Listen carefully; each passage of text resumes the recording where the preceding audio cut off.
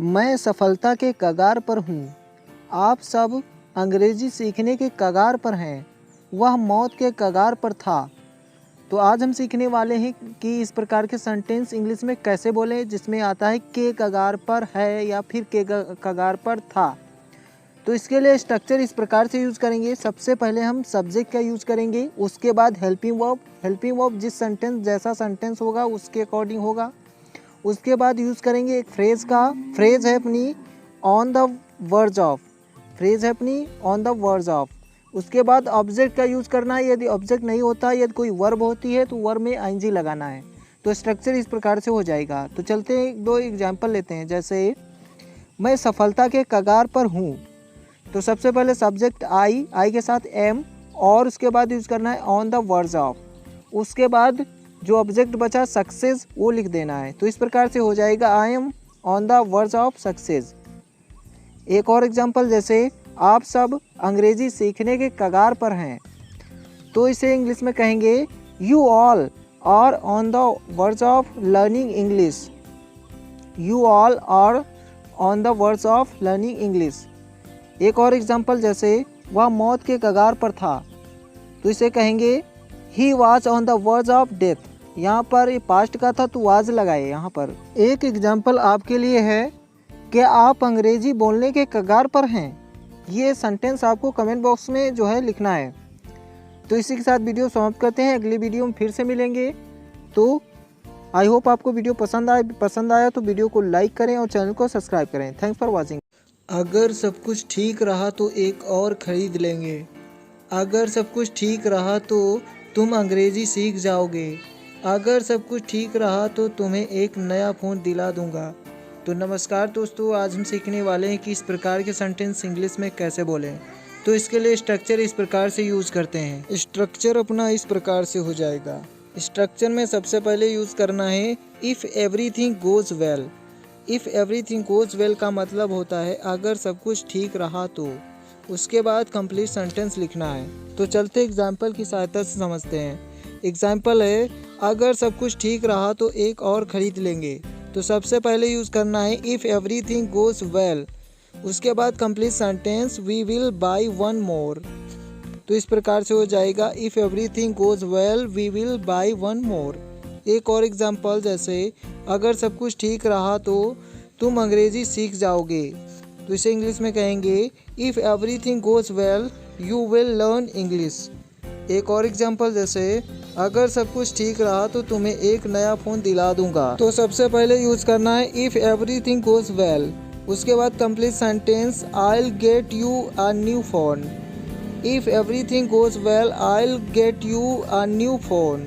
आई hope आपको इस प्रकार के सेंटेंस इंग्लिश में बोलना आ गया होगा। यदि आ गया है तो कमेंट में एक दो सेंटेंस ज़रूर लिखें। इसी के साथ वीडियो समाप्त करते हैं। वीडियो पसंद आए वीडियो को लाइक करें। Thanks for watching guys.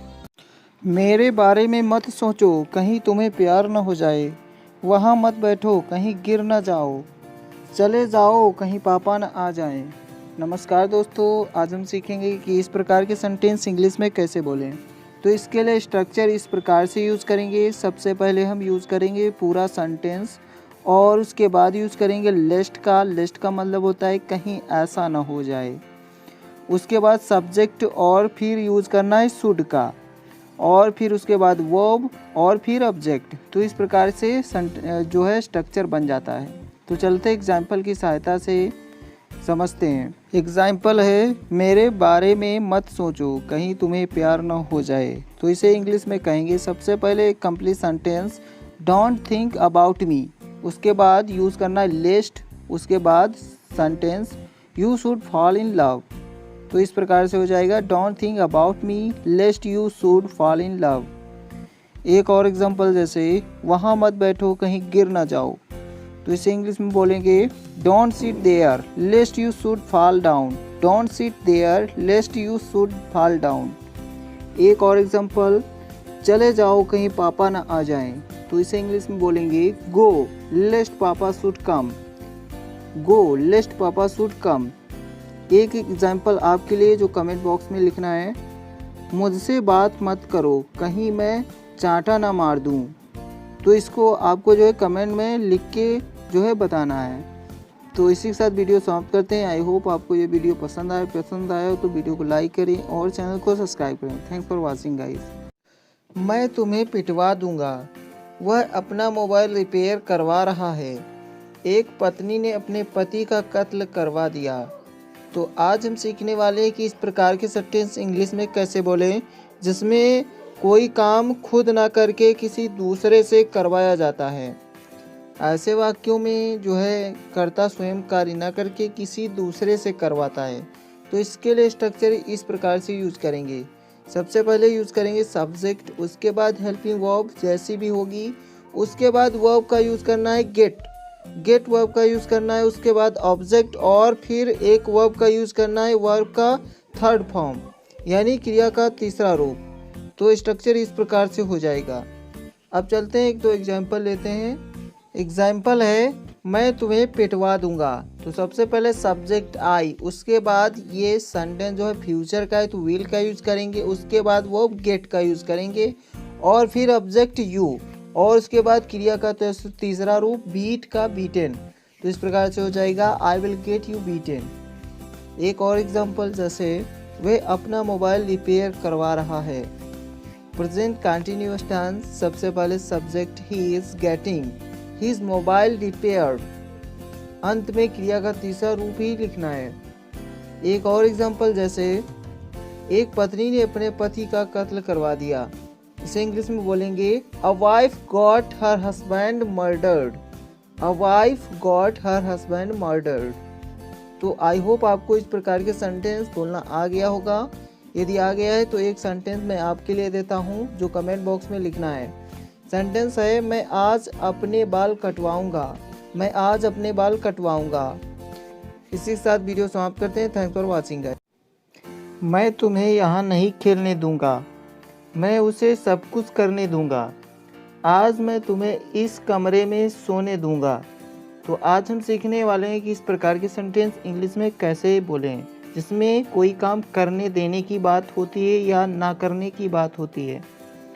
तो इसके लिए स्ट्रक्चर इस प्रकार से यूज करते हैं। सबसे पहले हम सब्जेक्ट यूज करेंगे, उसके बाद हेल्पिंग वर्ब और फिर यूज करेंगे हम लेट का, उसके बाद ऑब्जेक्ट आएगा और फिर से एक वर्ब का यूज करेंगे और फिर से ऑब्जेक्ट का।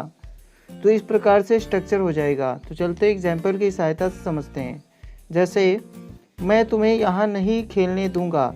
तो सबसे पहले सब्जेक्ट आई, उसके बाद हेल्पिंग वर्ब विल और उसके बाद नेगेटिव है तो नॉट, फिर let you play here, let का यूज़ किया, उसके बाद ऑब्जेक्टिव रूप यू आया और फिर से एक वर्ब आया प्ले और फिर अदर वर्ड जो भी बचा वो आया। तो इस प्रकार से हो गया I will not let you play here. एक और एग्जांपल लेते हैं, जैसे मैं उसे सब कुछ करने दूंगा। तो इसे इंग्लिश में कहेंगे I will let him do everything. I will let him do everything. एक और एग्जांपल जैसे आज मैं तुम्हें इस कमरे में सोने दूंगा। तो इसे इंग्लिश में बोलेंगे I will let you sleep in this room today. I will let you sleep in this room today. एक एग्जांपल आपके लिए है, इस सेंटेंस को इंग्लिश में जो है कमेंट बॉक्स में लिखना है। एग्जांपल है क्या तुम्हारे पिताजी तुम्हें अंग्रेजी सीखने देंगे। तो यदि आप सीख चुके हैं तो इस सेंटेंस को कमेंट में ज़रूर लिखिएगा। इसी के साथ वीडियो समाप्त करते हैं। यदि आपको वीडियो पसंद आए तो वीडियो को लाइक करें और चैनल को सब्सक्राइब करें। Thanks for watching guys. वह 40 साल का है जबकि उसकी पत्नी 25 साल की है। उसने गोलगप्पा खाया जबकि मैंने सैंडविच खाया। तुम मिलनसार लड़के हो जबकि तुम्हारा भाई शर्मीला है। तो आज हम सीखने वाले हैं कि इस प्रकार के सेंटेंस इंग्लिश में कैसे बोलें। सभी सेंटेंसों में आता है जबकि। इसके लिए स्ट्रक्चर इस प्रकार से यूज़ करेंगे। सबसे पहले हम एक सेंटेंस कंप्लीट बोलेंगे, उसके बाद यूज़ करेंगे वेयर एज। वेयर एज का मतलब होता है जबकि। उसके बाद एक कंप्लीट सेंटेंस फिर से बोलेंगे। तो चलते हैं एग्जाम्पल की सहायता से समझते हैं। एग्जाम्पल है वह 40 साल का है जबकि उसकी पत्नी 25 साल की है। तो सबसे पहले complete sentence he is 40 years old. उसके बाद यदि लिख रहे हैं तो कॉमा देना है, बोल रहे हैं तो कुछ नहीं। उसके बाद यूज करना है वेयर एज और उसके बाद complete sentence his wife is 25 years old. एक और एग्जांपल लेते हैं, जैसे उसने गोलगप्पा खाया जबकि मैंने सैंडविच खाया। तो सबसे पहले complete sentence, he ate water balls, water balls means golgappe. उसके बाद कॉमा, फिर यूज़ करना वेयर एज। उसके बाद complete sentence, I had a sandwich. तो इस प्रकार से हो जाएगा, he ate water balls whereas I had a sandwich. एक और एग्जांपल, तुम मिलनसार लड़के हो जबकि तुम्हारा भाई शर्मीला है। तो इसे कहेंगे, you are affable boy whereas your brother is shy. Affable का मतलब होता है मिलनसार। एक एग्जाम्पल आपके लिए जो कमेंट बॉक्स में लिखना है, मैं अंग्रेज़ी बोलता हूँ जबकि तुम हिंदी। तो इसे कमेंट बॉक्स में लिखें। यदि वीडियो पसंद आए वीडियो को लाइक करें, चैनल को सब्सक्राइब करें। अब मैं उसके संपर्क में नहीं हूँ। अब वो एक साथ नहीं रह रहे हैं। अब मैं तुम्हें पैसे नहीं दे सकता हूँ।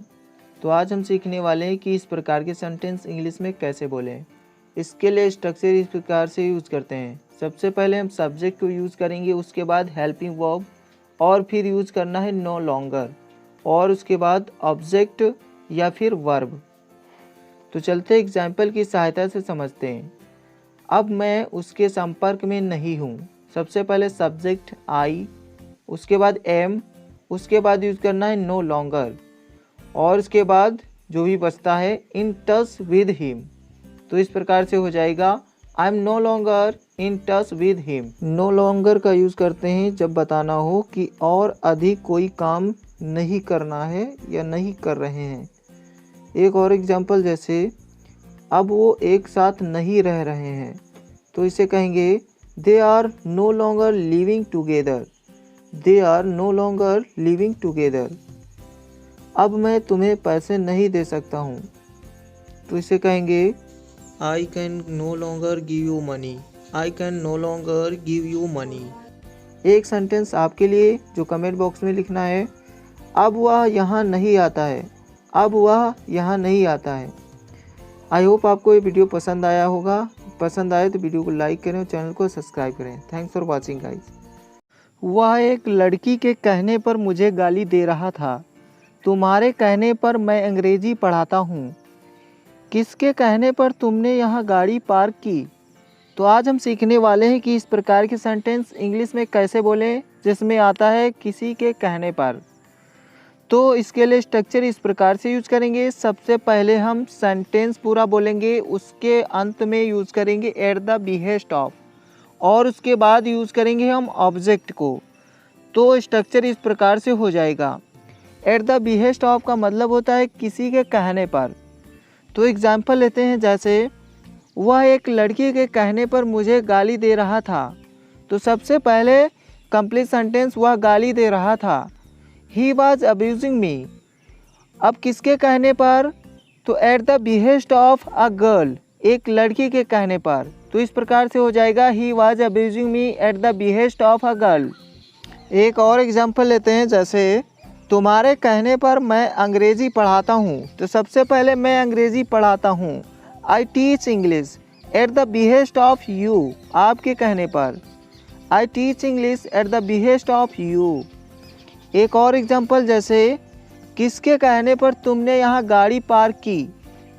तो सबसे पहले बोलेंगे एट हुज बिहेस्ट, किसके कहने पर। At whose behest did you park your car here. At whose behest did you park your car here. एक एग्जाम्पल आपके लिए, किसके कहने पर तुम इतना ज़्यादा बोल रहे हो। तो इसे कमेंट बॉक्स में ज़रूर लिखें। इसी के साथ वीडियो समाप्त करते हैं। वह दुर्घटना की डर से बाइक नहीं चलाता है। सम्मान खोने के डर से उसने किसी से बताया नहीं।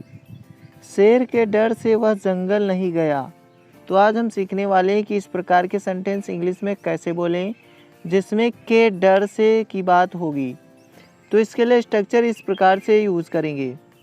सबसे पहले हम सेंटेंस पूरा यूज़ करेंगे, उसके बाद यूज़ करेंगे एक फ्रेज़ का। फ्रेज़ है for fear of, for fear of. उसके बाद यूज़ करेंगे ऑब्जेक्ट। यदि ऑब्जेक्ट नहीं होता, यदि कोई वर्ब होती तो उसमें आईएनजी लगाना है। तो स्ट्रक्चर इस प्रकार से हो जाएगा। तो चलते एग्जाम्पल की सहायता से समझते हैं। एग्जाम्पल है, वह दुर्घटना की डर से बाइक नहीं चलाता है। तो सबसे पहले वह बाइक नहीं चलाता है, तो he doesn't ride a bike, किसके डर से? For fear of accident. तो इस प्रकार से हो जाएगा he doesn't ride a bike for fear of accident. एक और एग्जांपल, सम्मान खोने के डर से उसने किसी से बताया नहीं।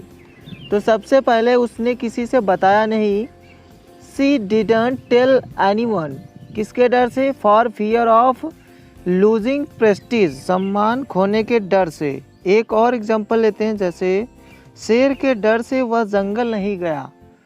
तो he didn't go to forest, he didn't go to forest, किसके डर से? For fear of a lion. तो आई होप आपको इस प्रकार के सेंटेंस बोलना आ गया होगा। यदि बोलना आ गया है तो एक सेंटेंस मैं आपको देता हूं जो कमेंट बॉक्स में लिखना है। तो सेंटेंस अपना है, अटकने के डर से तुम अंग्रेजी नहीं बोलते हो। अटकने के डर से तुम अंग्रेजी नहीं बोलते हो। यदि वीडियो पसंद आए तो वीडियो को लाइक करें और चैनल को सब्सक्राइब करें। Thank for watching guys. मैंने इस डर से उसे प्रपोज नहीं किया कि वह मना कर देगी। वह इस डर से यहाँ नहीं आया कि उसे अंग्रेज़ी बोलना पड़ेगा। इस डर से मैंने अपने वाइफ से कुछ नहीं बताया कि वह रोने लगेगी। तो आज हम सीखने वाले हैं कि इस प्रकार के सेंटेंस इंग्लिश में कैसे बोलें। तो इसके लिए स्ट्रक्चर इस प्रकार से यूज़ करेंगे। सबसे पहले कंप्लीट सेंटेंस बोलेंगे, उसके बाद यूज़ करेंगे for fear that, for fear that. उसके बाद एक कंप्लीट सेंटेंस फिर से बोलेंगे। तो चलते एग्जाम्पल की सहायता से समझ लेते हैं। एग्जाम्पल है, मैंने इस डर से उसे प्रपोज नहीं किया कि वह मना कर देगी।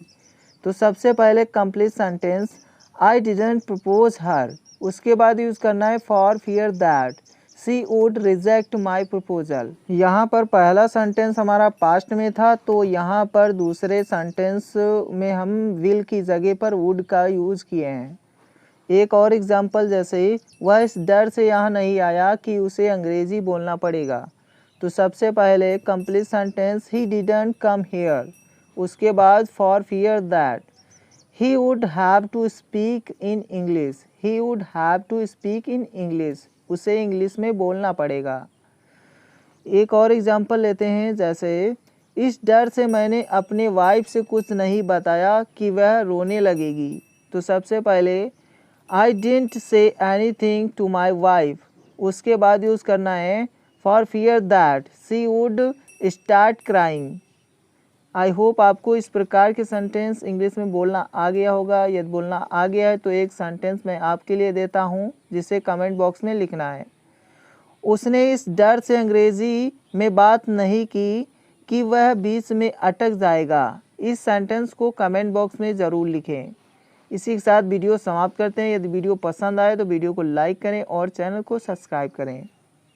वह मेरे पास पैसे लेने की उम्मीद से आई। तुम मेरे वीडियो अंग्रेज़ी बोलने की उम्मीद से देखते हो। मैंने उसकी मदद की उसे इम्प्रेस करने की उम्मीद से। तो आज हम सीखने वाले हैं कि इस प्रकार के सेंटेंस इंग्लिश में कैसे बोलें। इसके लिए स्ट्रक्चर इस प्रकार से यूज़ करेंगे। सबसे पहले हम यूज़ करेंगे कंप्लीट सेंटेंस, उसके अंत में यूज़ करेंगे इन the hope of. In the hope of का मतलब होता है कि उम्मीद से। उसके बाद एक ऑब्जेक्ट होगा, यदि ऑब्जेक्ट नहीं है तो वर्ब होगी, यदि वर्ब होती है तो उसमें आईएनजी जोड़ देना है। तो स्ट्रक्चर इस प्रकार से हो जाएगा। तो चलते हैं एग्जाम्पल के द्वारा समझते हैं। एग्जाम्पल है अपना, वह मेरे पास पैसे लेने की उम्मीद से आई। तो सबसे पहले हम बोलेंगे वह मेरे पास आई, सी केम टू मी। किस उम्मीद से? इन the hope of taking money, पैसे लेने की उम्मीद से।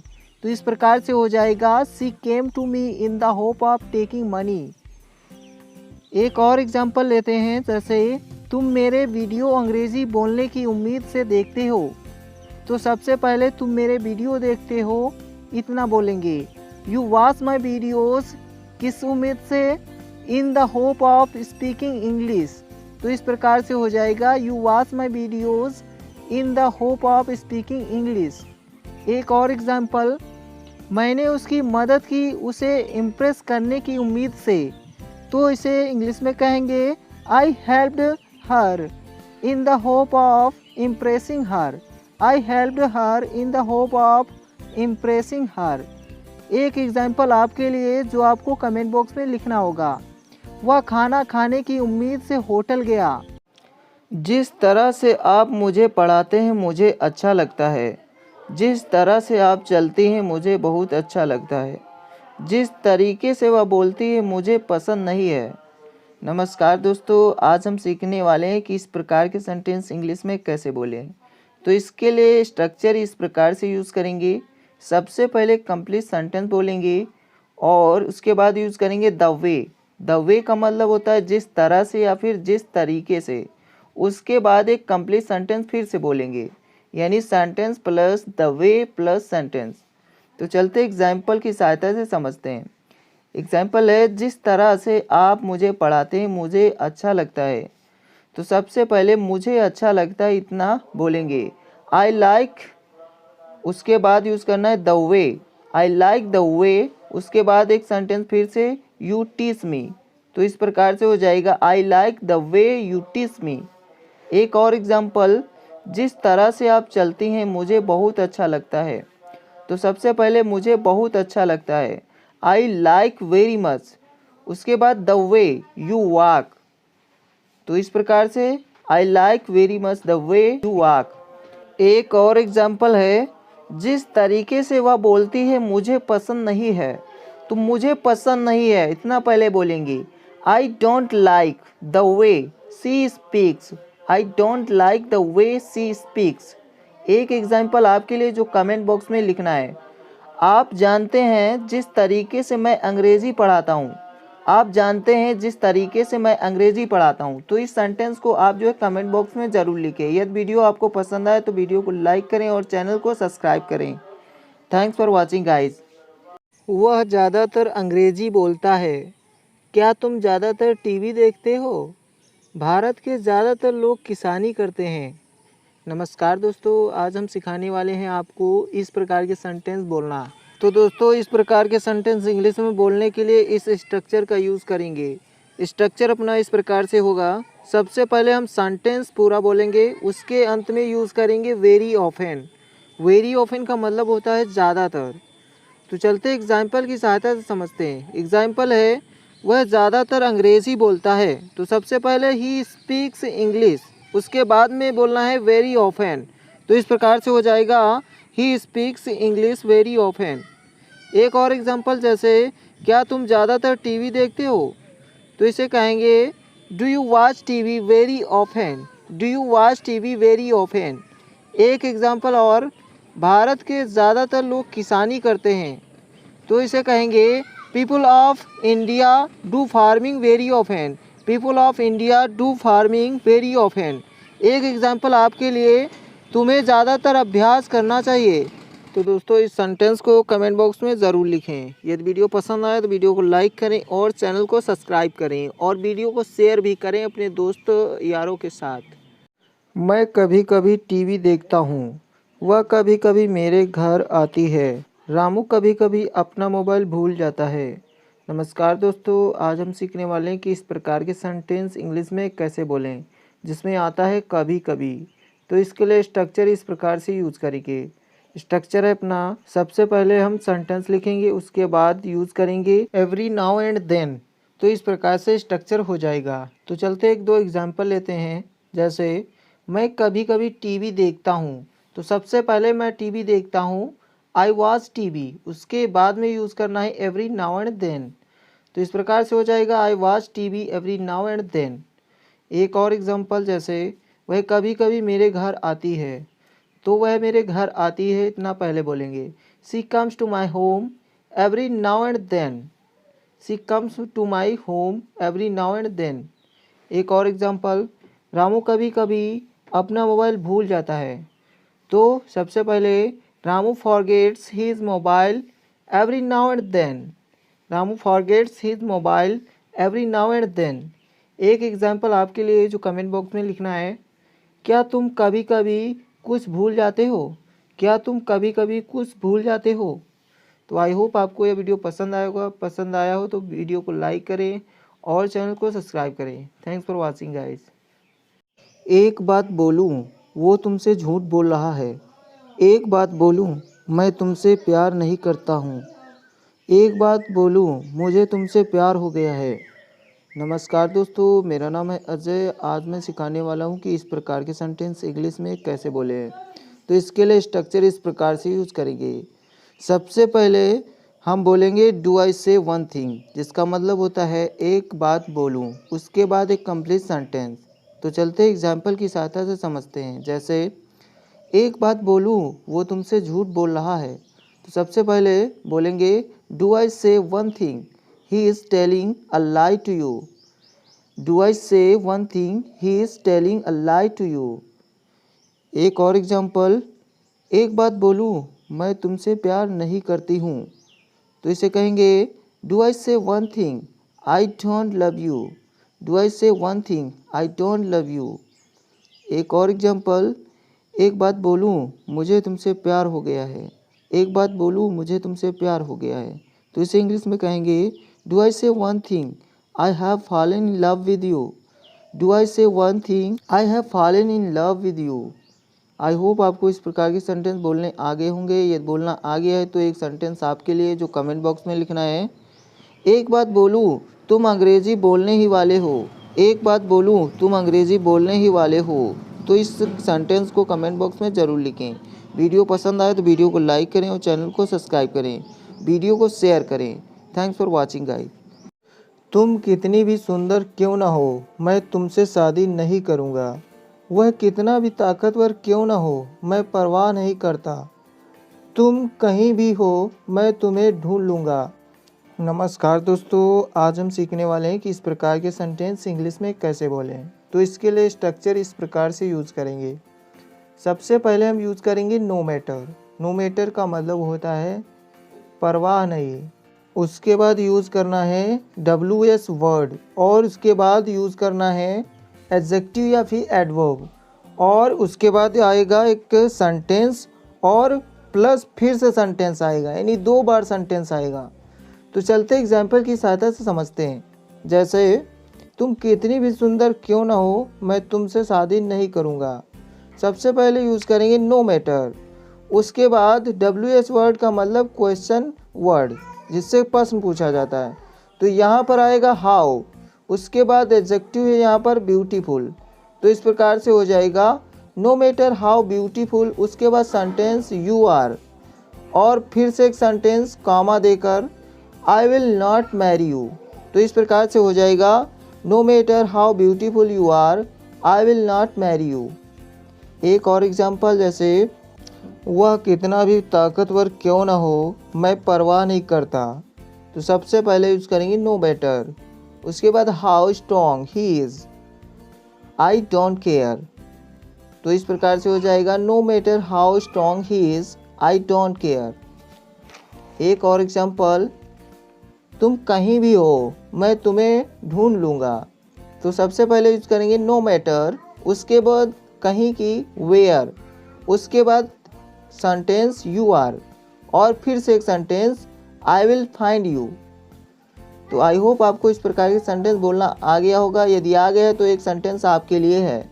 सेंटेंस है तुम कितने ही कमज़ोर क्यों ना हो, मैं तुम्हें अंग्रेज़ी बोलना सिखा दूंगा। तो इसे कमेंट बॉक्स में ज़रूर लिखें। वीडियो पसंद आए वीडियो को लाइक करें और चैनल को सब्सक्राइब करें। Thanks for watching guys. मुझे खाना बनाना पड़ रहा है। क्या तुम्हें कपड़े धोने पड़ रहे हैं? आज मुझे बाज़ार जाना पड़ रहा है क्योंकि मेरी माताजी बीमार हैं। आज हम सीखेंगे कि इस प्रकार के सेंटेंस इंग्लिश में कैसे बोलें। तो इसके लिए स्ट्रक्चर इस प्रकार से यूज़ करेंगे। सबसे पहले यूज़ करेंगे सब्जेक्ट का, उसके बाद हेल्पिंग वर्ब, और फिर यूज़ करना है हैविंग टू, और उसके बाद अदर वर्ड जो भी बचता है वो यूज़ करना है। तो चलते एग्जाम्पल की सहायता से समझते हैं। एग्जाम्पल है मुझे खाना बनाना पड़ रहा है। तो सबसे पहले सब्जेक्ट आई, उसके बाद एम, उसके बाद यूज़ करना है हैविंग टू, और फिर वर्ब कुक फूड। तो इस प्रकार से हो जाएगा I am having to cook food. क्या तुम्हें कपड़े धोने पड़ रहे हैं? तो इसे कहेंगे are you having to wash the clothes, are you having to wash the clothes. एक और एग्जांपल, आज मुझे बाज़ार जाना पड़ रहा है क्योंकि मेरी माताजी बीमार हैं। तो इसे कहेंगे I am having to go to market today because my mother is ill. I am having to go to market today because my mother is ill. एक सेंटेंस आपके लिए जो कमेंट बॉक्स में लिखना है, हमें बहुत सारी समस्याओं का सामना करना पड़ रहा था। तो ये पास्ट में है तो हेल्पिंग वो पास्ट की लगाना है। तो आई होप आपको ये वीडियो पसंद आया होगा। वीडियो पसंद आया तो वीडियो को लाइक करें और चैनल को सब्सक्राइब करें। Thanks for watching guys. जिस तरह से वह चलती है वह बहुत आकर्षक है। जिस तरह से मैं अंग्रेजी पढ़ाता हूँ बिल्कुल अलग है। जिस तरीके से तुम बात कर रहे थे बहुत बुरा था। तो दोस्तों आज मैं सिखाने वाला हूँ कि इस प्रकार के सेंटेंस इंग्लिश में कैसे बोलें। तो इसके लिए स्ट्रक्चर इस प्रकार से यूज़ करेंगे। सबसे पहले हम यूज़ करेंगे द वे। द वे का मतलब होता है जिस तरह से या जिस तरीके से। उसके बाद एक सेंटेंस और उसके बाद हेल्पिंग वर्ब का यूज़ करेंगे। अंत में सबसे यूज़ करेंगे एडजेक्टिव। तो ये स्ट्रक्चर इस प्रकार से हो जाएगा, the way plus sentence plus helping verb plus adjective. तो चलते एग्जाम्पल की सहायता से समझते हैं। एग्जाम्पल है, जिस तरह से वह चलती है वह बहुत आकर्षक है। तो सबसे पहले यूज़ करना है the way she walks is very attractive. यहाँ पर द वे यूज़ किया, उसके बाद सेंटेंस सी वॉक्स और फिर हेल्पिंग वर्ब इज़ और उसके बाद वेरी अट्रैक्टिव एडजेक्टिव। एक और एग्जाम्पल लेते हैं, जैसे जिस तरह से मैं अंग्रेजी पढ़ाता हूँ बिल्कुल अलग है। The way I teach English is unique. The way I teach English is unique. एक और एग्जाम्पल लेते हैं, जैसे जिस तरीके से तुम बात कर रहे थे बहुत बुरा था। तो सबसे पहले the way you were talking was very bad. The way you were talking was very bad. एक एग्जाम्पल आपके लिए, जिस तरीके से आप अंग्रेज़ी सीख रहे हैं बहुत अच्छा है। जिस तरीके से आप अंग्रेज़ी सीख रहे हैं बहुत अच्छा है। कमेंट बॉक्स में ज़रूर लिखें। वीडियो पसंद आए वीडियो को लाइक करें और चैनल को सब्सक्राइब करें। Thanks for watching guys. उसके जीवन में खुशियाँ ही खुशियाँ हैं, मेरे जीवन में दुख ही दुख है। यहाँ तो बस कीचड़ ही कीचड़ है। तो नमस्कार दोस्तों, आज हम सीखेंगे कि इस प्रकार के सेंटेंस इंग्लिश में कैसे बोलें। तो इसके लिए स्ट्रक्चर इस प्रकार से यूज़ करेंगे। स्ट्रक्चर में सबसे पहले यूज़ करना है देयर, जिसका यहाँ कोई मीनिंग नहीं होगा। उसके बाद हेल्पिंग वर्ब का यूज़ करना है और उसके बाद नथिंग बट का यूज़ करना है और फिर ऑब्जेक्ट। तो इस प्रकार से स्ट्रक्चर हो जाएगा। तो चलते एग्जाम्पल लेते हैं। उसके जीवन में खुशियाँ ही खुशियाँ हैं। तो सबसे पहले हम यूज़ करेंगे देयर का, उसके बाद हेल्पिंग वर्ब इज़ और फिर यूज़ करना है नथिंग बट और फिर जो ऑब्जेक्ट बचा हैप्पीनेस उसका यूज़ करना है। तो there is nothing but happiness, मतलब उसके जीवन में खुशियाँ ही खुशियाँ हैं। एक और एग्जांपल, जैसे मेरे जीवन में दुख ही दुख है। तो इसे कहेंगे there is nothing but unhappiness in my life. There is nothing but unhappiness in my life. एक और एग्जांपल, यहाँ तो बस कीचड़ ही कीचड़ है। तो इसे कहेंगे there is nothing but mud here. There is nothing but mud here. एक एग्जांपल आपके लिए, जैसे क्या आपके जीवन में समस्याएं ही समस्याएं हैं। इसको जो है इंग्लिश में बना के कमेंट बॉक्स में ज़रूर लिखना। इसी के साथ वीडियो समाप्त करते हैं। Thanks for watching guys. Car होने के बावजूद वह बस से जाता है। बीमार होने के बावजूद वह स्कूल गया। रोज़ दौड़ने के बावजूद मैं अपना वज़न कम नहीं कर पा रहा हूँ। तो आज हम सीखेंगे कि इस प्रकार के सेंटेंस इंग्लिश में कैसे बोलें। तो इसके लिए स्ट्रक्चर इस प्रकार से यूज़ करेंगे। स्ट्रक्चर इस प्रकार से हो जाएगा। सबसे पहले यूज करेंगे इन स्पाइट ऑफ, जिसका मतलब होता है के बावजूद। उसके बाद यूज करना है नाउन। नाउन यदि वर्ब होता है तो वर्ब में आईएनजी लगाना है, यदि नाउन है तो उसमें आईएनजी नहीं लगाना। उसके बाद जो है ऑब्जेक्ट का यूज़ करेंगे, फिर हम जो है सेंटेंस का यूज़ करेंगे। तो स्ट्रक्चर इस प्रकार से हो जाएगा। तो चलते एग्जाम्पल की सहायता से समझते हैं। जैसे कार होने के बावजूद वह बस से जाता है। तो सबसे पहले यूज करेंगे इन स्पाइट ऑफ। उसके बाद होने के लिए, पास होने के लिए वर्ब का यूज करते हैं हैव। तो हैव में आईएनजी लगाएंगे, हैविंग अ कार। तो इस प्रकार से हो जाएगा in spite of having a car. उसके बाद एक कंप्लीट सेंटेंस बोलेंगे ही गोज़ बाई बस, वह बस से जाता है। तो इस प्रकार से हो जाएगा। एक और एग्जाम्पल लेते हैं, जैसे बीमार होने के बावजूद वह स्कूल गया। तो सबसे पहले इन स्पाइट ऑफ, उसके बाद होने के लिए हम बी का यूज़ करते हैं और इसमें आईएनजी लगाएंगे तो हो जाएगा बीइंग। उसके बाद इल तो हो जाएगा in spite of being ill. उसके बाद complete sentence he went to school, वह स्कूल गया। एक और एग्जाम्पल, रोज़ दौड़ने के बावजूद मैं अपना वज़न कम नहीं कर पा रहा हूँ। तो इसे कहेंगे in spite of running daily, in spite of running daily I am not able to lose my weight, in spite of running daily I am not able to lose my wait.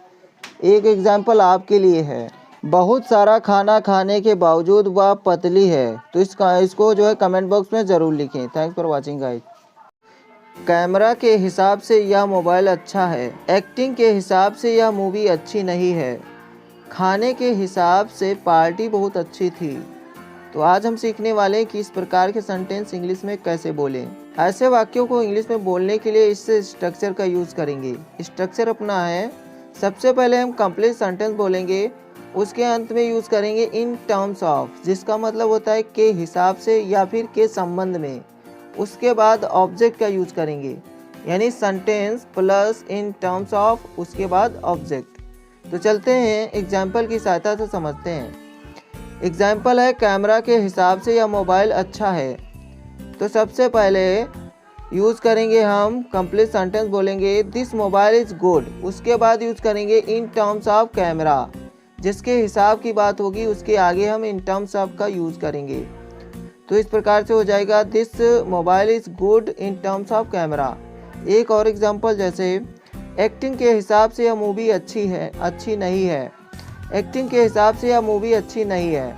तो सबसे पहले यह movie अच्छी नहीं है, this movie is not good, किसके हिसाब से, इन टर्म्स ऑफ एक्टिंग। तो इस प्रकार से हो जाएगा। एक और एग्जांपल, जैसे खाने के हिसाब से पार्टी बहुत अच्छी थी। तो हम यहाँ पर इन टर्म्स ऑफ का यूज़ सबसे पहले भी कर सकते हैं, ऐसे बोल सकते हैं इन टर्म्स ऑफ फूड। उसके बाद कॉमा का यूज़ करेंगे, party was awesome, in terms of food party was awesome. एक एग्जांपल आपके लिए, क्या मेरे वीडियोस अंग्रेज़ी सीखने के हिसाब से अच्छे हैं? इस सेंटेंस को कमेंट बॉक्स में ज़रूर लिखें और यदि आपको यह वीडियो पसंद आए तो वीडियो को लाइक करें और चैनल को सब्सक्राइब करें। Thanks for watching guys. पक्का कर लो कि दरवाज़ा पूरी तरह बंद है, पक्का कर लो कि वह आएगा, पक्का कर लो कि वह झूठ नहीं बोल रहा है। नमस्कार दोस्तों, आज हम सिखाएंगे आपको इस प्रकार के सेंटेंस इंग्लिश में बोलना। तो ऐसे वाक्यों को इंग्लिश में बोलने के लिए इस स्ट्रक्चर का यूज़ करेंगे।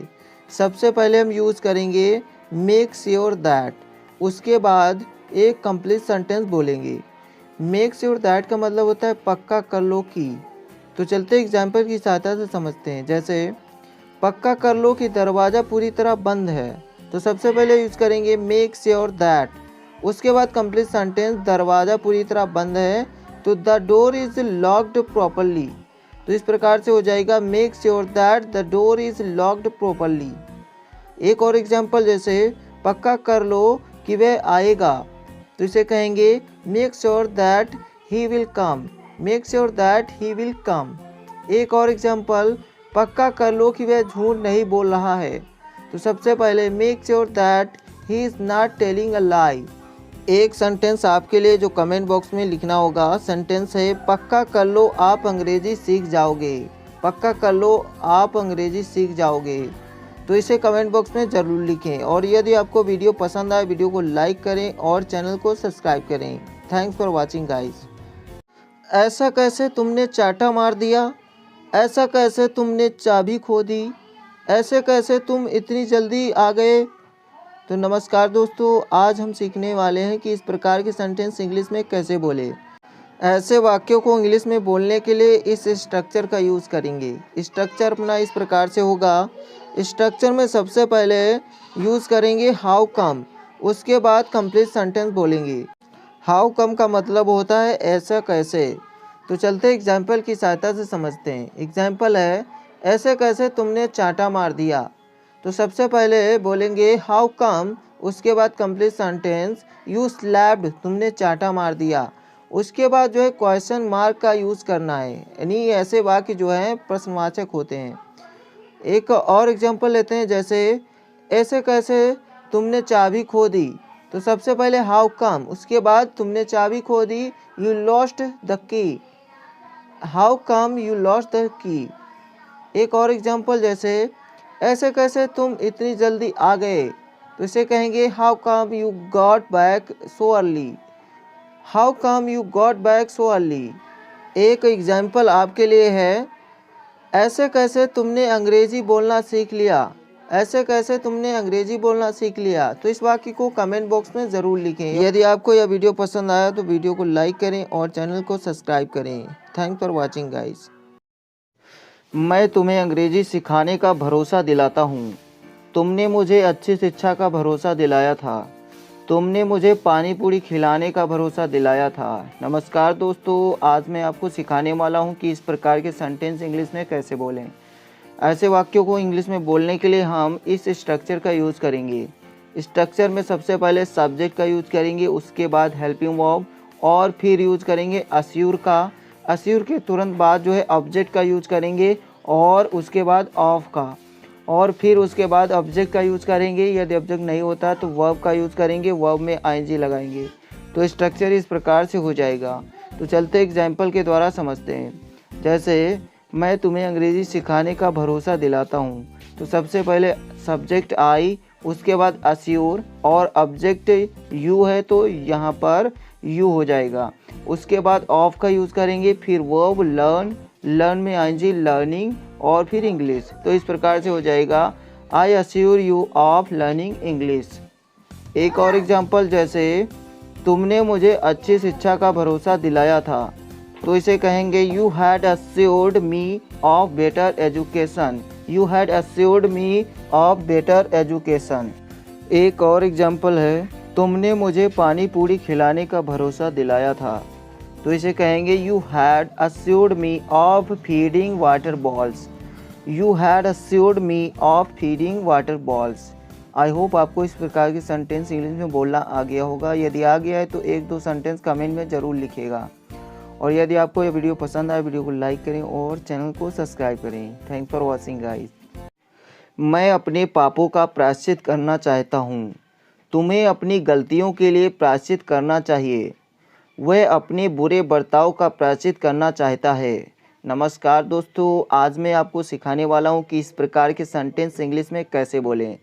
तो इसके लिए स्ट्रक्चर इस प्रकार से यूज़ करेंगे। सबसे पहले हम यूज़ करेंगे सब्जेक्ट का, उसके बाद हेल्पिंग वर्ब और फिर यूज़ करेंगे हम अटोन फॉर का, जिसका मतलब होता है प्रायश्चित करना। और उसके बाद ऑब्जेक्ट का यूज़ करेंगे। यदि ऑब्जेक्ट नहीं होता है तो हम वर्ब का यूज़ करेंगे, वर्ब में आईएनजी लगाएंगे। तो स्ट्रक्चर इस प्रकार से हो जाएगा। तो चलते एग्जाम्पल की सहायता से समझते हैं। जैसे मैं अपने पापों का प्रायश्चित करना चाहता हूँ। तो सबसे पहले सब्जेक्ट आई, उसके बाद वांट टू और फिर यूज़ करना है अटोन फॉर और उसके बाद माई सिंस। तो I want to atone for my sins का मतलब मैं अपने पापों का प्रायश्चित करना चाहता हूँ। एक एग्जाम्पल और है, तुम्हें अपनी गलतियों के लिए प्रायश्चित करना चाहिए। तो इसे कहेंगे you should अटोन for your mistakes, you should अटोन for your mistakes.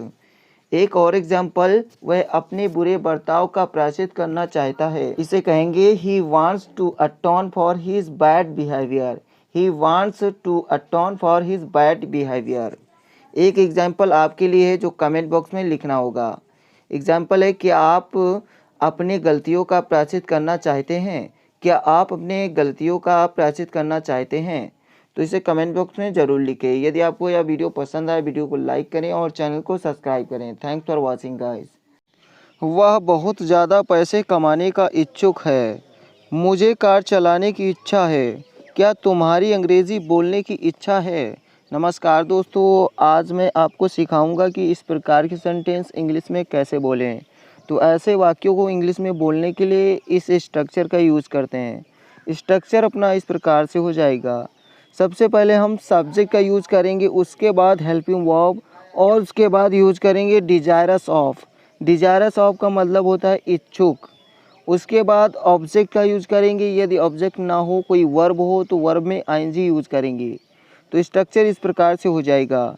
तो चलते एग्जाम्पल की सहायता से समझते हैं। जैसे वह बहुत ज़्यादा पैसे कमाने का इच्छुक है, तो सबसे पहले सब्जेक्ट ही, उसके बाद हेल्पिंग वर्ब इज़, और उसके बाद यूज़ करना है डिज़ायरस ऑफ, और फिर अर्न वर्ब है तो इसमें आईएनजी लगाएंगे तो अर्निंग हो जाएगा, earning a lot of money, he is desirous of earning a lot of money.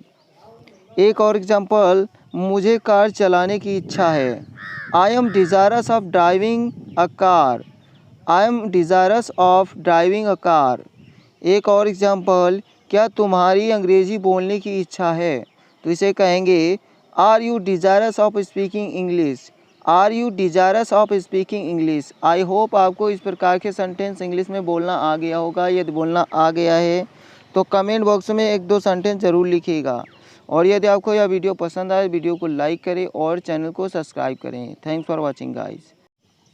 मैं रोज़ रोज़ स्कूल जाकर थक गया हूँ, मैं रोज़ टीवी देख देख कर थक गया हूँ। क्या आप अंग्रेज़ी बोल बोल कर थक गए थे? नमस्कार दोस्तों, आज मैं आपको सिखाऊंगा कि इस प्रकार के सेंटेंस इंग्लिश में कैसे बोलें। तो ऐसे वाक्यों को इंग्लिश में बोलने के लिए हम इस स्ट्रक्चर का यूज़ करेंगे। स्ट्रक्चर इस प्रकार से होगा, सबसे पहले हम सब्जेक्ट का यूज़ करेंगे, उसके बाद हेल्पिंग वर्ब, और फिर यूज़ करेंगे टायर्ड ऑफ, जिसका मतलब होता है थक जाना। उसके बाद जो है एक वर्ब का यूज़ करेंगे और प्लस वर्ब में आईएनजी लगाएंगे। तो इस प्रकार से स्ट्रक्चर हो जाएगा। तो चलते एग्जाम्पल की सहायता से समझते हैं। जैसे मैं रोज़ रोज़ स्कूल जाकर थक गया हूँ, तो सबसे पहले सब्जेक्ट आई के साथ हेल्पिंग वर्ब एम, और उसके बाद यूज़ करना है टायर्ड ऑफ, और उसके बाद वर्ब गो, उसमें आईएनजी, तो गोइंग टू स्कूल डेली। तो इस प्रकार से I am tired of going to school daily. एक और एग्जांपल, जैसे मैं रोज़ टीवी देख देख कर थक गया हूँ, तो इसे कहेंगे I am tired of watching TV daily, I am tired of watching TV daily. एक और एग्जांपल, क्या आप अंग्रेज़ी बोल बोल कर थक गए थे, तो इसे कहेंगे were you tired of speaking English, were you tired of speaking English. I hope आपको इस प्रकार के सेंटेंस इंग्लिश में बोलना आ गया होगा। यदि बोलना आ गया है तो कमेंट में एक दो सेंटेंस ज़रूर लिखिएगा। इसी के साथ वीडियो समाप्त करते हैं। Thanks for watching guys. चोरी के सिलसिले में उसे गिरफ्तार किया गया है। छेड़छाड़ के संबंध में मुझसे सवाल पूछे जा रहे थे। उस केस के सिलसिले में मैं यहाँ आया हूँ। तो नमस्कार दोस्तों, आज हम सिखाएंगे कि इस प्रकार के सेंटेंस इंग्लिश में कैसे बोलें। तो इसके लिए स्ट्रक्चर इस प्रकार से यूज करेंगे। सबसे पहले कंप्लीट सेंटेंस बोलेंगे, उसके बाद यूज़ करेंगे इन कनेक्शन विद, जिसका मतलब होता है संबंध में या फिर सिलसिले में। उसके बाद एक ऑब्जेक्ट लिखेंगे। तो चलते एग्जाम्पल की सहायता से समझते हैं। जैसे चोरी के सिलसिले में उसे गिरफ्तार किया गया है, तो सबसे पहले बोलेंगे उसे गिरफ्तार किया गया है। ही हैज़ बीन अरेस्टेड, किस सिलसिले में? इन कनेक्शन विद थेफ्ट, चोरी के सिलसिले में। एक और एग्जांपल, छेड़छाड़ के संबंध में मुझसे सवाल पूछे जा रहे थे, तो सबसे पहले मुझसे सवाल पूछे जा रहे थे। I was being interrogated in connection with molestation, molestation का मतलब छेड़छाड़। तो I was being interrogated in connection with molestation. एक और एग्जांपल, उस केस के सिलसिले में मैं यहाँ आया हूँ, तो इसे कहेंगे I have come here in connection with that case. I hope आपको इस प्रकार के सेंटेंस बोलना आ गया होगा। यदि बोलना आ गया है तो एक दो सेंटेंस जो है कमेंट बॉक्स में ज़रूर लिखें। Thanks for watching guys.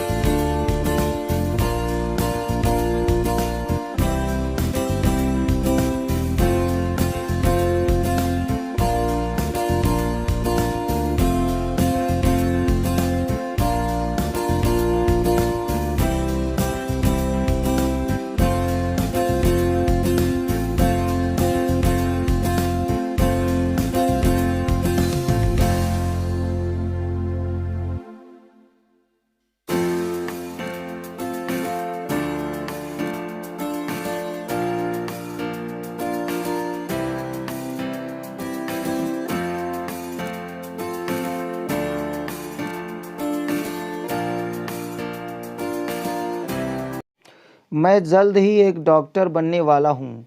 वह बहुत जल्द मेरी गर्लफ्रेंड बनने वाली है। तुम बहुत जल्द एक अमीर व्यक्ति बनने वाले हो। तो नमस्कार दोस्तों, आज मैं आपको सिखाऊंगा कि इस प्रकार के सेंटेंस इंग्लिश में कैसे बोलें। इसके लिए स्ट्रक्चर इस प्रकार से यूज़ करेंगे। सबसे पहले सब्जेक्ट का यूज़ करेंगे और उसके बाद हेल्पिंग वर्ब और उसके बाद यूज करेंगे हम सून टू बी और उसके बाद ऑब्जेक्ट। तो इस प्रकार से स्ट्रक्चर हो जाएगा। तो चलते एग्जाम्पल की सहायता से समझते हैं। एग्जाम्पल है, मैं जल्द ही एक डॉक्टर बनने वाला हूँ। तो इसे कहेंगे सबसे पहले सब्जेक्ट आई, उसके बाद हेल्पिंग वर्ब एम और उसके बाद यूज करना है सून टू बी और फिर अ डॉक्टर। तो इस प्रकार से I am soon to be a doctor. एक और एग्जाम्पल, वह बहुत जल्द मेरी गर्लफ्रेंड बनने वाली है।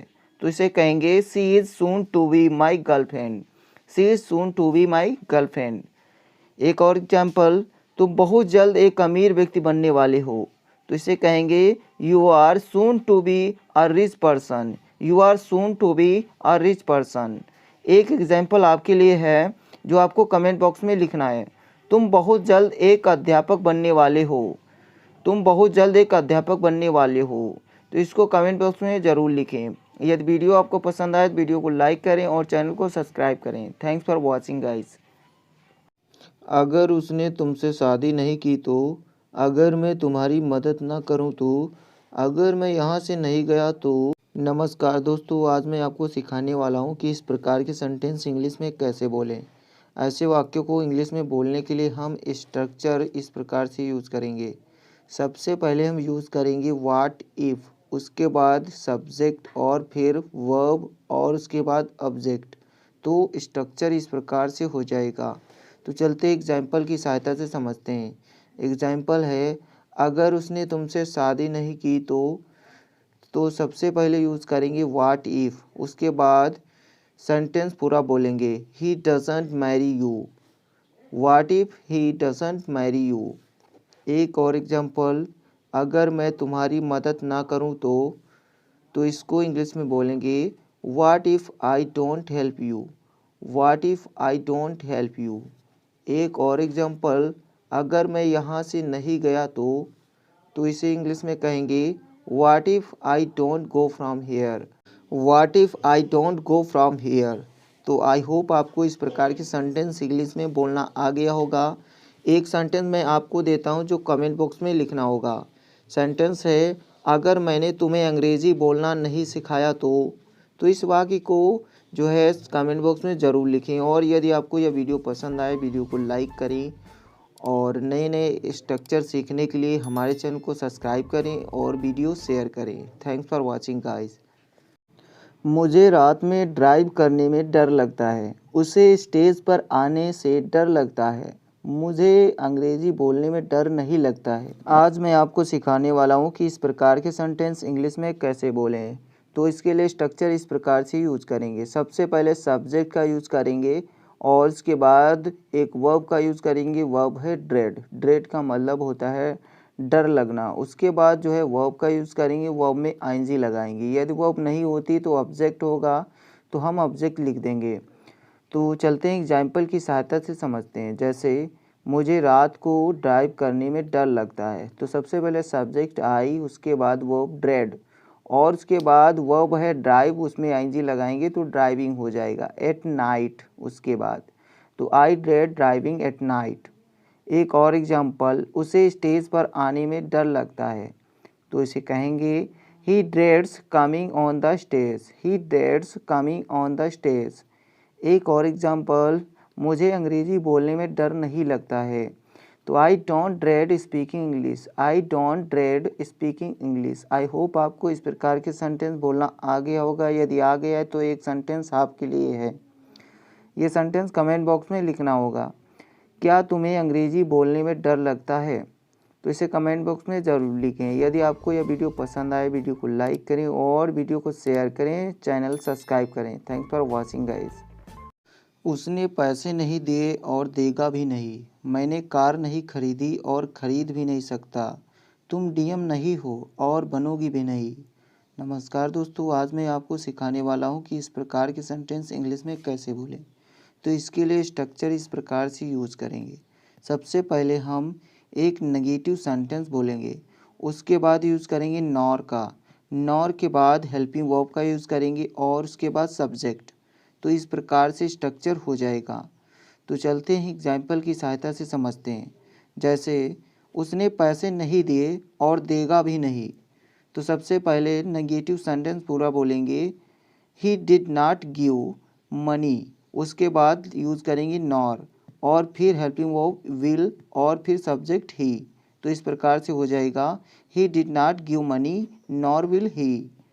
एक और एग्जाम्पल लेते हैं। जैसे मैंने कार नहीं खरीदी और ख़रीद भी नहीं सकता। तो सबसे पहले कंप्लीट सेंटेंस बोलेंगे, मैं खरीद भी नहीं सकता। I did not purchase a car, उसके बाद नॉर कैन आई। तो इस प्रकार से I didn't purchase a car nor can I. एक और एग्जाम्पल, तुम डीएम नहीं हो और बनोगी भी नहीं। तो इसे कहेंगे, you are not a DM nor will you be. तो इस प्रकार से you are not a DM nor will you be, इस प्रकार से बोलेंगे। एक एग्जाम्पल आपके लिए जो कमेंट बॉक्स में लिखना होगा, मैंने आज खाना नहीं खाया और खाऊंगा भी नहीं। तो इसको कमेंट बॉक्स में ज़रूर लिखें। वीडियो पसंद आया तो वीडियो को लाइक करें और न्यू स्ट्रक्चर सीखने के लिए हमारे चैनल को सब्सक्राइब कर लें। Thanks for watching guys. उम्र की परवाह किए बिना आप अंग्रेजी सीख सकते हैं। नौकरी खोने की परवाह किए बिना उसने अपने बास से बहस की।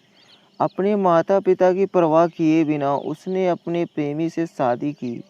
बदनामी की परवाह किए बिना वह लड़की अपने प्रेमी के साथ भाग गई। नमस्कार दोस्तों, आज मैं आपको सिखाने वाला हूँ कि इस प्रकार के सेंटेंस इंग्लिश में कैसे बोलें। तो इसके लिए स्ट्रक्चर इस प्रकार से यूज़ करेंगे। सबसे पहले हम कंप्लीट सेंटेंस बोलेंगे, उसके अंत में यूज़ करेंगे इर्रेस्पेक्टिव ऑफ, जिसका मतलब होता है परवाह किए बिना। उसके बाद एक ऑब्जेक्ट आएगा और उसके बाद वर्ब, वर्ब में आईएनजी। तो इस प्रकार से स्ट्रक्चर हो जाएगा। तो चलते हैं एग्जाम्पल की सहायता से समझते हैं। एग्जाम्पल है, उम्र की परवाह किए बिना आप अंग्रेजी सीख सकते हैं। तो सबसे पहले कंप्लीट सेंटेंस, आप अंग्रेजी सीख सकते हैं। You can learn English. किसकी परवाह किए बिना? इर्रेस्पेक्टिव ऑफ एज, मतलब उम्र की परवाह किए बिना। तो इस प्रकार से हो जाएगा, you can learn English irrespective of age. एक और एग्जाम्पल है, नौकरी खोने की परवाह किए बिना उसने अपने बॉस से बहस की। तो इसे कहेंगे, he urged with his boss irrespective of losing his job. He urged with his boss irrespective of losing his job. एक और एग्जाम्पल, अपने माता पिता की परवाह किए बिना उसने अपने प्रेमी से शादी की। तो इसे कहेंगे, she got married to her boyfriend irrespective of her parents. She got married to her boyfriend irrespective of her parents. एक और एग्जाम्पल, बदनामी की परवाह किए बिना वह लड़की अपने प्रेमी के साथ भाग गई। तो इसे कहेंगे, that girl eloped with her lover irrespective of defamation. I hope आप भी इस प्रकार की सेंटेंस आप बोल पाएंगे। यदि आप बोल पाएंगे तो एक सेंटेंस मैं आपको देता हूं जो कमेंट बॉक्स में लिखना होगा। भूलने की परवाह किए बिना मैं अंग्रेजी बोलता हूं। इस सेंटेंस को कमेंट बॉक्स में ज़रूर लिखें। मैंने अपने बच्चों के खातिर सब कुछ सह लिया, वह देश के खातिर मर गया, मैं पैसों के खातिर कुछ भी कर सकता हूँ। नमस्कार दोस्तों, आज मैं आपको सिखाने वाला हूँ कि इस प्रकार के सेंटेंस इंग्लिश में कैसे बोलें। तो ऐसे वाक्यों को इंग्लिश में बोलने के लिए इस स्ट्रक्चर का यूज़ करेंगे। सबसे पहले हम कंप्लीट सेंटेंस बोलेंगे, उसके बाद यूज़ करेंगे फॉर द सेक ऑफ और फिर ऑब्जेक्ट यूज़ करेंगे। तो स्ट्रक्चर इस प्रकार से हो जाएगा। तो चलते एग्जाम्पल की सहायता से समझते हैं। एग्जाम्पल है, मैंने अपने बच्चों के खातिर सब कुछ सह लिया। तो सबसे पहले बोलेंगे मैंने सब कुछ सह लिया। तो इसे कहेंगे आई टॉलरेटेड एवरीथिंग। उसके बाद यूज़ करना है फॉर द सेक ऑफ और किसके खातिर? माई किड्स या फिर माई चिल्ड्रेन। तो इस प्रकार से हो जाएगा, I tolerated everything for the sake of my kids. एक और एग्जाम्पल, वह देश के खातिर मर गया। तो सबसे पहले वह मर गया। ही डाइड किसके खातिर? For the sake of country. He died for the sake of country. एक और एग्जाम्पल, मैं पैसों के खातिर कुछ भी कर सकता हूँ। तो मैं कुछ भी कर सकता हूँ। I can do anything else for the sake of money. I can do anything else for the sake of money. एक एग्जाम्पल आपके लिए है, क्या आप अंग्रेज़ी सीखने के खातिर मेरे वीडियो देखते हैं? क्या आप अंग्रेज़ी सीखने के खातिर मेरे वीडियो देखते हैं? इसको कमेंट बॉक्स में ज़रूर लिखिएगा। Thank for watching guys. Welcome back to my channel. Many times we have to say this sentence in English as कैसा रहेगा अगर मैं तुम्हें थप्पड़ मार दूँ? कैसा रहेगा यदि वह तुम्हें धोखा दे दे? कैसा रहेगा यदि मैं तुम्हें अंग्रेजी सिखा दूँ? Well, how to speak these sentences in English? Today we are going to learn these sentences, how to speak in English. For speaking these sentences in English, we use this structure. First of all, we use how about, then if, then sentence. Let us take some example. कैसा रहेगा अगर मैं तुम्हें थप्पड़ मार दूँ? First of all, we use how about, then if, then complete sentence. I slap you. How about if I slap you? Next example, कैसा रहेगा यदि वह तुम्हें धोखा दे दे? First of all we use how about, then if, then complete sentence. He deceive you. He deceives you. Next example, कैसा रहेगा यदि मैं तुम्हें अंग्रेज़ी सिखा दूँ? How about if I teach you English. How about if I teach you English. One example for you. कैसा रहेगा यदि मैं तुम्हें यहाँ नहीं बैठने दूँ? You have to comment this sentence in comment box. Thanks for watching guys. चाय के बारे में क्या ख्याल है? डिस्को जाना कैसा रहेगा? उस लड़की के बारे में क्या ख्याल है? नमस्कार दोस्तों, आज मैं आपको सिखाने वाला हूँ कि इस प्रकार के सेंटेंस इंग्लिश में कैसे बोलें। तो ऐसे वाक्य को इंग्लिश में बोलने के लिए इस स्ट्रक्चर का यूज़ करेंगे। स्ट्रक्चर इस प्रकार से है। सबसे पहले हम यूज़ करेंगे हाउ अबाउट, जिसका मतलब होता है क्या ख्याल है या फिर कैसा रहेगा। उसके बाद हम ऑब्जेक्ट का यूज़ करेंगे। यदि ऑब्जेक्ट नहीं होता, वर्ब होती तो वर्ब में आईएनजी लगाएंगे। तो चलते एग्जाम्पल की सहायता से समझते हैं। जैसे चाय के बारे में क्या ख्याल है, तो सबसे पहले हाउ अबाउट, उसके बाद अ कप ऑफ टी या फिर खाली टी भी बोल सकते हैं। चलिए एक और एग्जांपल लेते हैं। एग्जांपल है डिस्को जाना कैसा रहेगा। तो सबसे पहले हाउ अबाउट, यहाँ पर वर्ब गो है तो उसमें आईएनजी लगाएंगे, गोइंग टू डिस्को।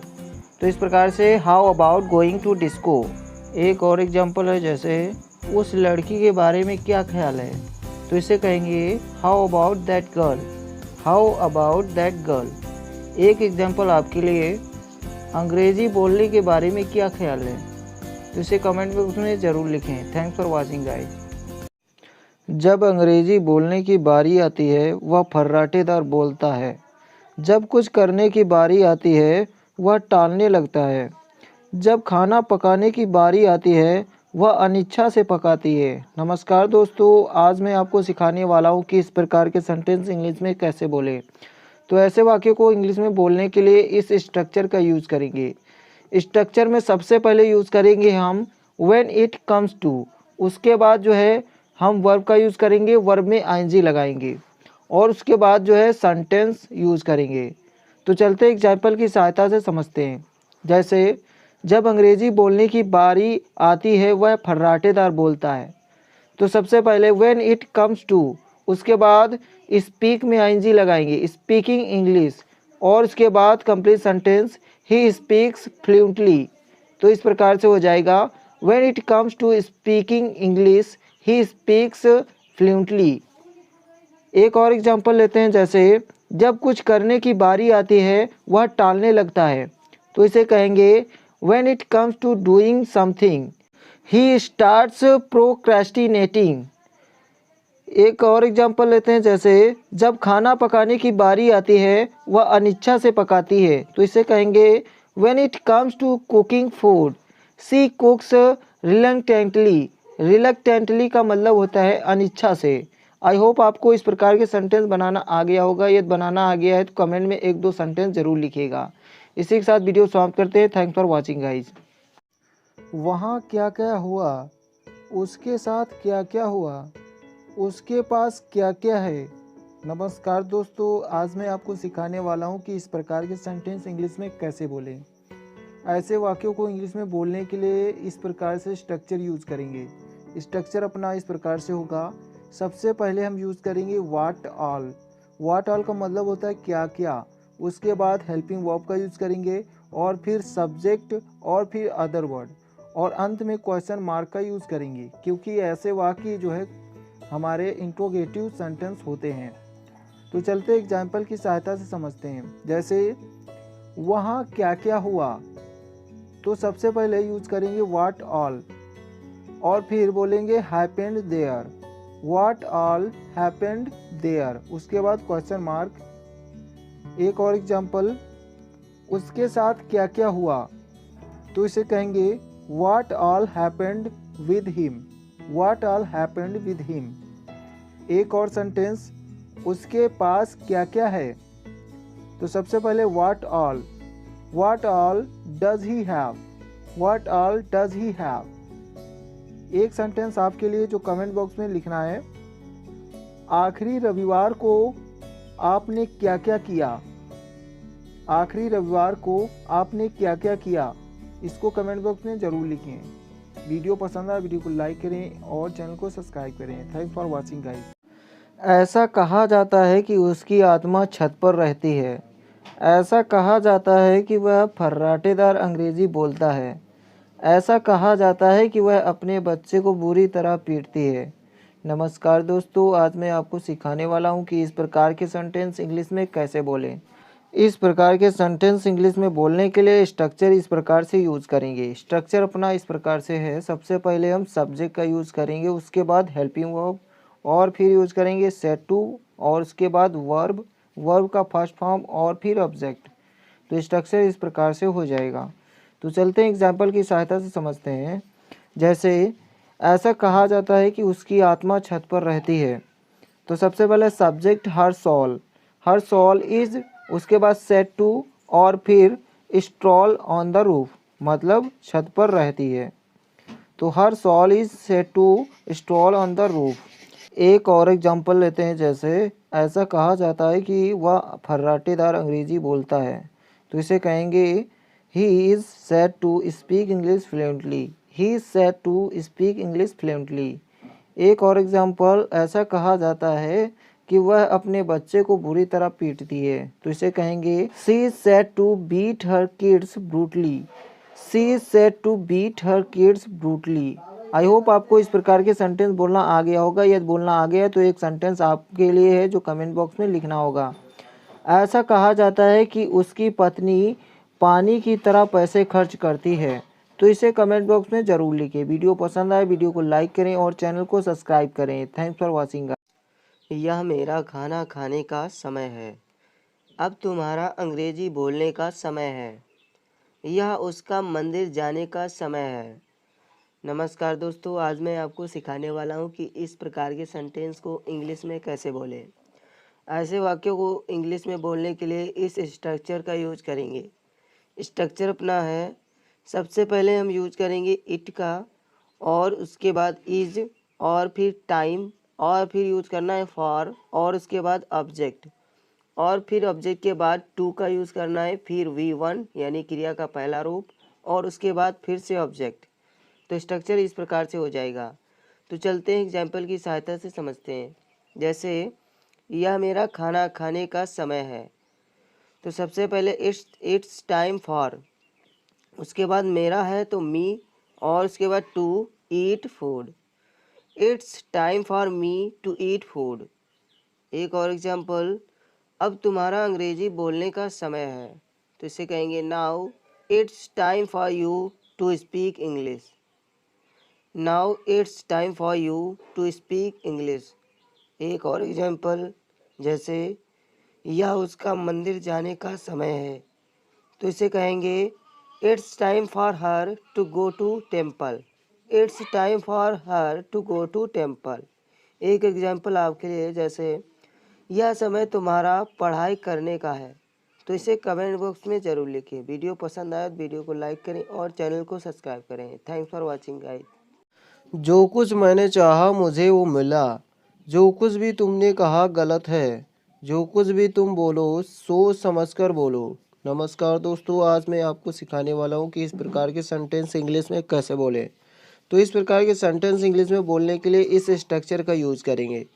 स्ट्रक्चर में सबसे पहले हम व्हाट एवर का यूज़ करेंगे। व्हाट एवर का मतलब होता है जो कुछ, उसके बाद एक सेंटेंस और फिर उसके बाद एक सेंटेंस, यानी दो सेंटेंस। तो चलते एग्जाम्पल की सहायता से समझते हैं। जैसे जो कुछ मैंने चाहा मुझे वो मिला, तो सबसे पहले व्हाट एवर, फिर आई वांटेड मैंने चाहा, और उसके बाद एक और sentence I got that. What ever I wanted I got that. एक और एग्जाम्पल, जो कुछ भी तुमने कहा गलत है। सबसे पहले व्हाट एवर, उसके बाद you said is wrong. What ever you said is wrong. एक और एग्जाम्पल, जो कुछ भी तुम बोलो सोच समझकर बोलो। तो सबसे पहले व्हाट एवर यू से speak thoughtfully. What ever you से स्पीक थॉटफुली। एक एग्जाम्पल आपके लिए, मैंने जो कुछ चाहा नहीं मिला, तो इसे कमेंट बॉक्स में ज़रूर लिखें। Thanks for watching guys. यह नाश्ता करने का समय है, यह सोने का समय नहीं है। क्या यह अंग्रेजी बोलने का समय है? तो आज मैं आपको सिखाने वाला हूँ कि इस प्रकार के सेंटेंस इंग्लिश में कैसे बोलें। ऐसे वाक्यों को इंग्लिश में बोलने के लिए इस स्ट्रक्चर का यूज़ करेंगे। सबसे पहले हम यूज़ करेंगे इट्स टाइम, उसके बाद यूज़ करेंगे टू, और उसके बाद V1 और फिर ऑब्जेक्ट। स्ट्रक्चर इस प्रकार से हो जाएगा। तो एग्जाम्पल है, यह नाश्ता करने का समय है, तो सबसे पहले यूज़ करेंगे इट्स टाइम टू, उसके बाद take breakfast. It's time to take breakfast. एक और एग्जाम्पल, यह सोने का समय नहीं है, तो हम इसे कहेंगे it is not time to sleep. It is not time to sleep. एक और एग्जाम्पल, क्या यह अंग्रेजी बोलने का समय है? तो सबसे पहले हेल्पिंग वर्ब का यूज़ करेंगे, is it time to speak English. Is it time to speak English. एक एग्जाम्पल आपके लिए, यह खाली बैठने का समय नहीं है। यह खाली बैठने का समय नहीं है, तो इसे कमेंट बॉक्स में ज़रूर लिखें। Thanks for watching guys. पढ़ाने के अलावा मैं पढ़ता भी हूँ। घर के अलावा मेरे पास गाड़ी भी है। यूट्यूब पर पढ़ाने के अलावा मैं स्कूल में भी पढ़ाता हूँ। नमस्कार दोस्तों, आज मैं आपको सिखाने वाला हूँ कि इस प्रकार के सेंटेंस इंग्लिश में कैसे बोलें। ऐसे वाक्यों को इंग्लिश में बोलने के लिए जो है सबसे पहले हम यूज़ करते हैं अपार्ट फ्रॉम का, उसके बाद ऑब्जेक्ट, और फिर यदि ऑब्जेक्ट नहीं होता है तो वर्ब का यूज़ करेंगे, वर्ब में आईएनजी लगाएंगे, और फिर एक जो है कंप्लीट सेंटेंस बोलेंगे। तो स्ट्रक्चर इस प्रकार से हो जाएगा।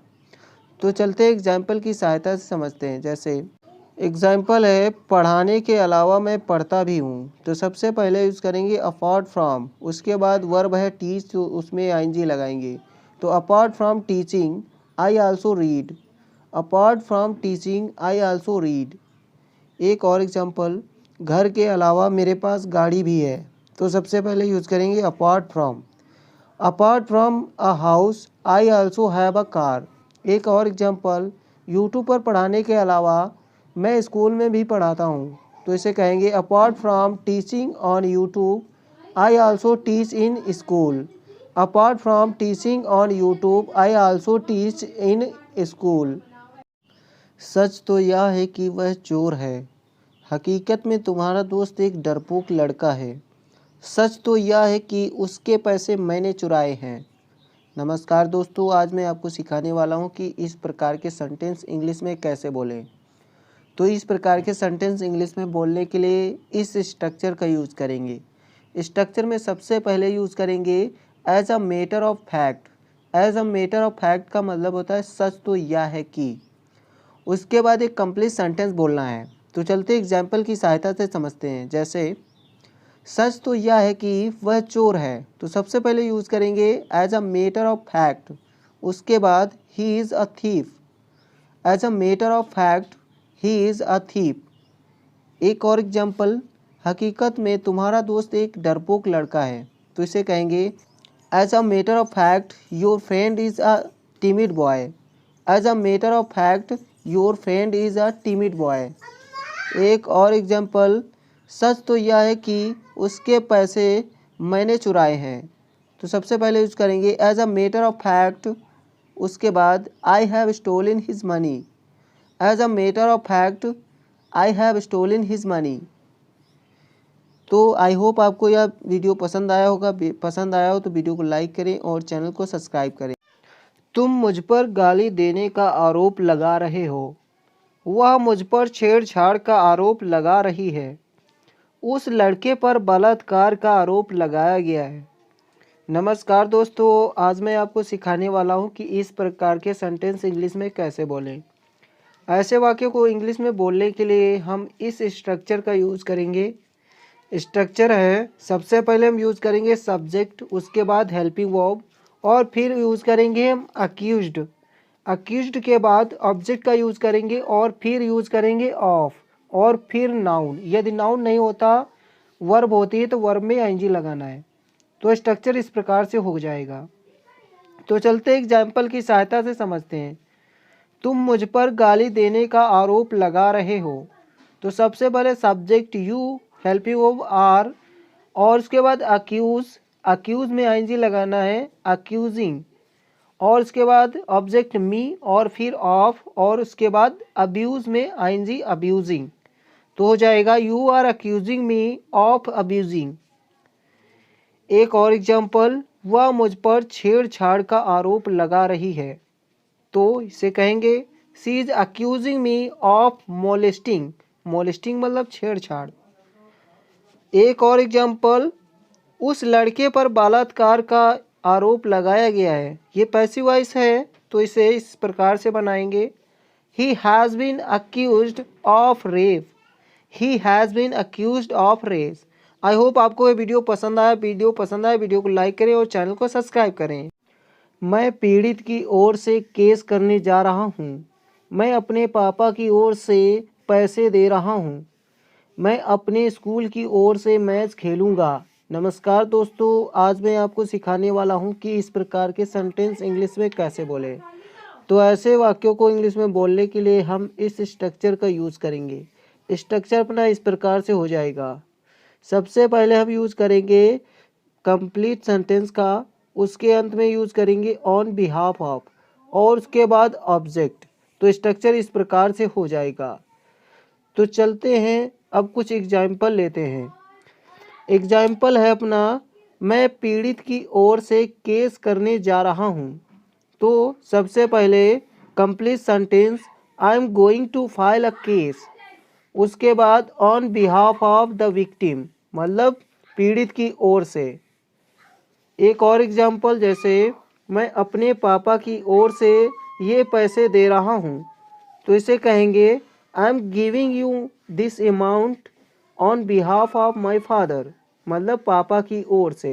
I am giving you this amount on behalf of my father. एक और एग्जाम्पल, मैं अपने स्कूल की ओर से मैच खेलूँगा। तो सबसे पहले मैं मैच खेलूँगा, I will play the match on behalf of my school मतलब स्कूल की ओर से, स्कूल की तरफ से। तो आई होप आपको यह वीडियो पसंद आए। तो वीडियो को लाइक करें और चैनल को सब्सक्राइब करें। Thanks for watching guys.